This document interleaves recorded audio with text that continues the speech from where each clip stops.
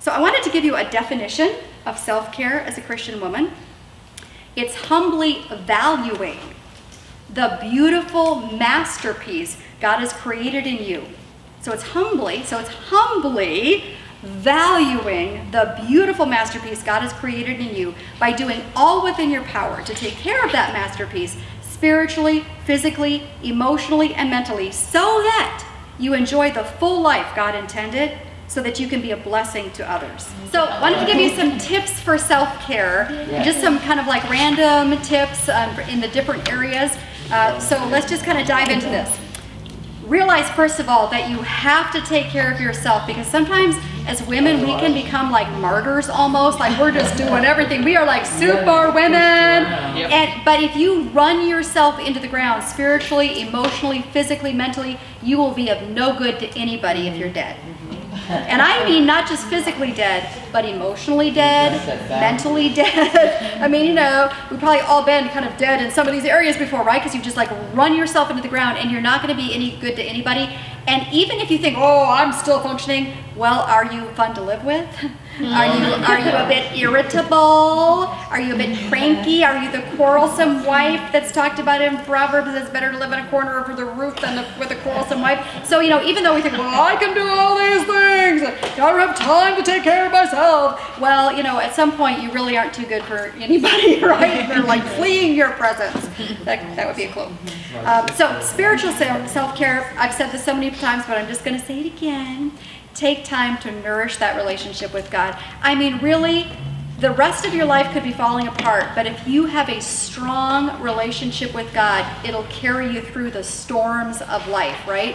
And this means seeking Him for, even if it's just 5 minutes of reading the Word every day, and 5 minutes of praying, and 5 minutes of reflecting and asking Him to talk to you, and 5 minutes of thanking Him.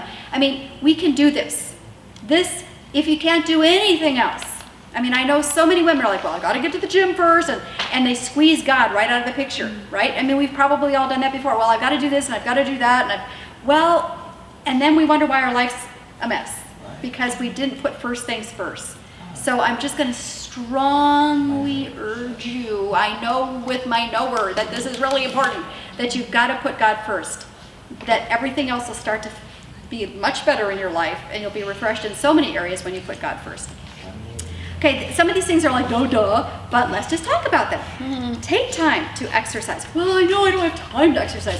Well, if you've got kids, put them in a stroller. I mean, there's so many good things you can do now to get exercise squeezed in. It doesn't have to be going to the gym, 10 minutes to drive the gym, an hour at the gym, 10 minutes after. I mean, it's like, that does eat up a lot of time, but what if you were to take your lunch break at work and you were to walk, and if it's raining, go walk at the mall, whatever. I mean, there are all sorts of creative things you can do.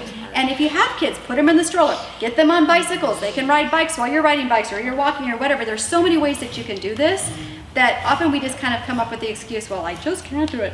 I have kids, and usually I hear that one. It's like, I had kids too, and I got out and walk. I mean, it is possible. Yep. And healthy meals. Okay, emotional healing, or emotional self-care, I should say. See a trained counselor if you need to heal from past emotional wounds. See a trained counselor if you need to heal from past emotional wounds or deal with the current serious hardship. Again, guard your heart, for it is the wellspring of life. And some of us are still the walking wounded, and we're not emotionally healthy, and we're not even taking care of ourselves. Like, the counselor will cost too much money, or I don't have time. And we come up with all these things. But again, if you are having all sorts of issues that are affecting your relationships and the quality of your relationships, wouldn't this be a really good investment to get some counseling, to get some healing, so you could have healthy relationships and not blow up your relationships. That's usually more expensive than seeing a counselor. Just a little hint. Yeah. Here's another one. Make sure you invest in at least 2 deep friendships with godly people, one of whom could be your husband. It's interesting, and I'm so glad that you women are coming to Squadron of Sisters, because did you know that you're pretty rare? Because you actually have friends. and I'm just saying, the surveys nowadays are really like shocking about what women across America are saying about how many friends they have.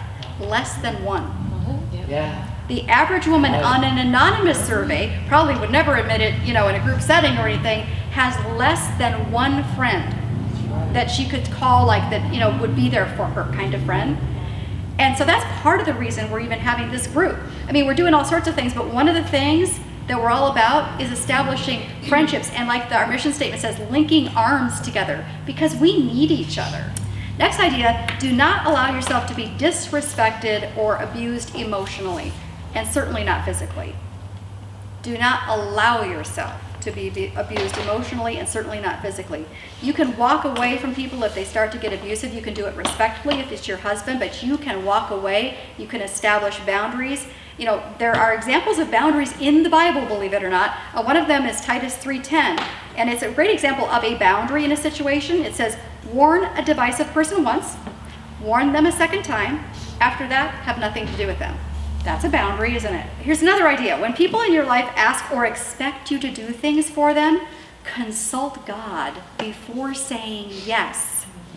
And if God seems to indicate you don't need to help them, that maybe it's not your job at this moment, then politely say, no, I can't do that. Or I don't believe that God wants me to do that. You can say it nicely. You can say something like, I really love to help you, but I pray about, things that people ask me to do, and I just feel like God's telling me that this is not something I'm supposed to be helping with. And you just say no. Here's a big one. Give yourself permission to rest. Give yourself permission to rest. Are you getting enough sleep at night? The Mayo Clinic says adults need 7 to 8 hours of sleep every night. I know there are seasons where you have a newborn baby and it's going to be a little bit different. But after the baby's, 1 year old or whatever that magic line is, what changes do you need to make in your life to get 7 or 8 hours of sleep? Just something to think about. And are you resting 1 day a week? I know, Sunday you got to mow the lawn, you got to weed the flower bed, you got to wash the car, you got to vacuum the house, and we come up with all these things. I just can't do it on Saturday, I'm too busy or whatever. God designed his masterpiece, that would be you, to rest 1 day a week. He knew you needed it. So are you willing to rest 1 day a week? Are you taking any time away from work and the stress of life for weekend getaways or a semi-annual vacation? And do you know that most Americans don't use all their vacation time? Is that weird? I know, it's like, who are these people and can they loan me their vacation time? Right? But we're like driven people. But you need to take a time out. Even Jesus, he's doing all this ministry work, he's doing all these healings, and then it said he would need to go away to a desolate place and pray and be recharged. If it is biblical, and we've learned that it is biblical to take care of yourself, physically, spiritually, emotionally, mentally, but how am I supposed to balance that with all these other things? Loving God, my husband if I'm married, my children, ministry, family, friends, dusting the house. I hate dusting. Cleaning the bathrooms, even worse. And then I've got to go to work, and then I've got to figure out how to pay the bills. It's like a lot of stuff, right? I'm getting stressed kind of talking about that, right? Okay, so here's what I think we need to do. Here is the answer. Are you ready? Yeah. Consult God every morning. Every morning, seriously consult God. And he promises to direct you. Psalm 32:8 says, I will counsel you and direct you in the way you should go.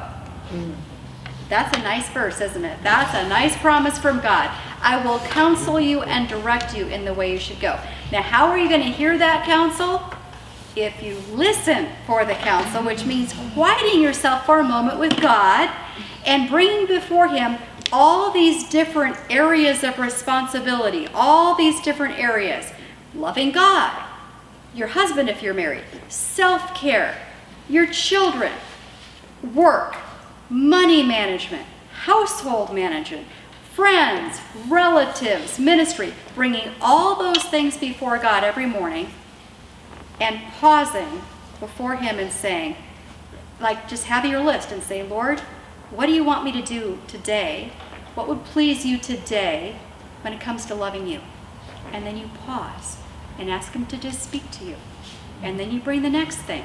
Lord, today, regarding my husband, what would please you? What would you like me to do? And just pause and see if he gives you anything. And then the next one, and then the next one, and then the next one.